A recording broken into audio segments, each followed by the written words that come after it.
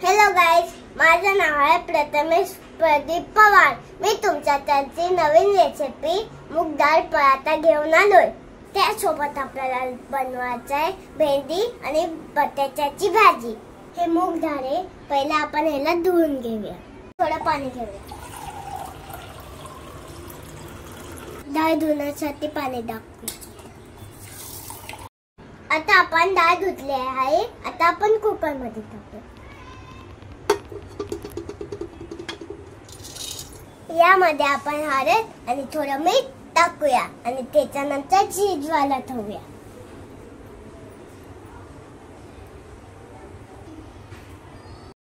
आता आपण थोडं पाणी टाकूया। ठेवलेली डाळ जास्त मऊ शिजवायची नाही। आता आपण शेगडी पेटूया। आपली डाळ शिजेपर्यंत आपण भेंडी बटाट्याची भाजी बनवून घेऊया। आता आपण भेंडी स्वच्छ धुवून घेऊया। आता आपण भेंडी पुसून घेऊया। आपण भेंडी आणि बटाटे कापून घेऊया।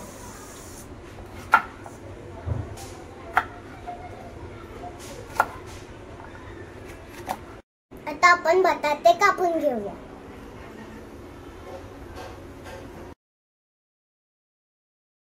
आता आपण कढई ठेवूया।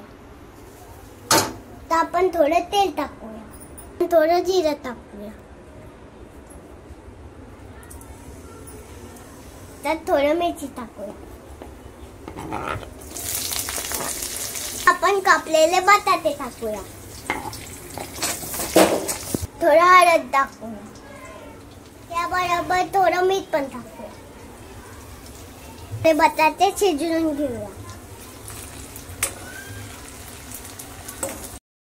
आता आपण झाकण ठेवूया।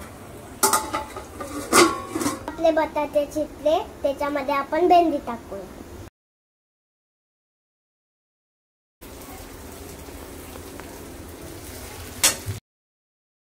आपल्या भाजीमध्ये मसाला टाकूया। आपण धने पावडर टाकूया।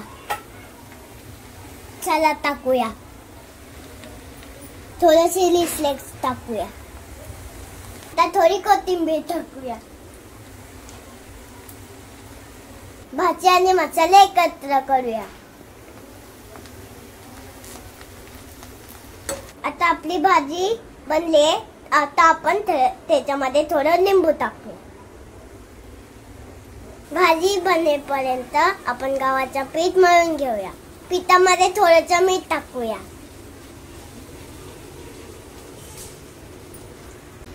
थोडं जिरा टाकूया। तवा थोडा घासून टाकूया। थोडं काळं तीळ टाकूया।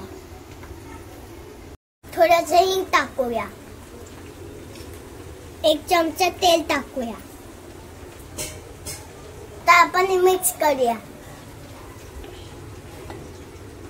आता आपण शिजवलेली डाळ टाकूया।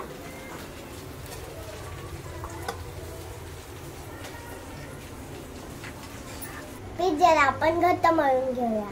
त्यामुळे आपले पराठे क्रिस्पी बनणार।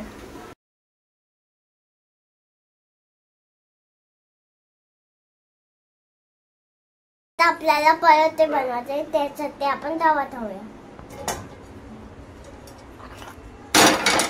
आता पराठे लाटायला घेऊया। बघा किती छान लाटून घेतलंय।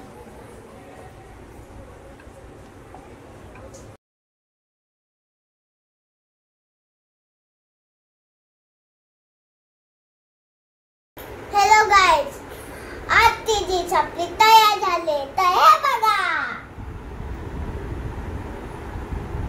हॅलो गाईज, मी नेक्स्ट टाइमची रेसिपी परत घेऊन येणार आहे। तोपर्यंत बाय बाय।